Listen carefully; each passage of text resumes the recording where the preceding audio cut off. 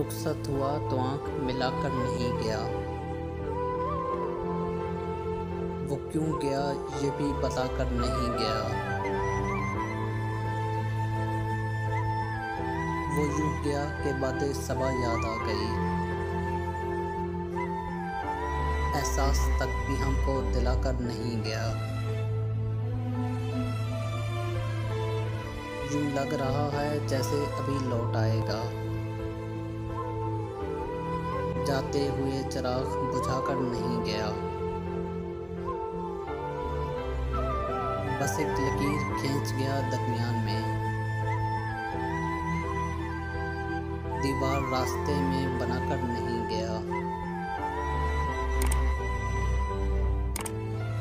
शायद वो मिल ही जाए मगर जुस्तजू है शर्त।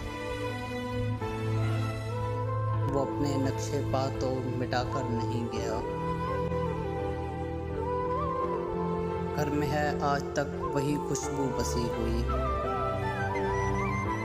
लगता है यूं कि जैसे वो आकर नहीं गया। तब तक तो फूल जैसी ही ताज़ा थी उसकी याद। जब तक वो बत्तियों को जुदा कर नहीं गया। रहने दिया न उसने किसी काम का मुझे। और खाक में भी मुझको मिलाकर नहीं गया। वैसी ही बेतलब है अभी मेरी जिंदगी।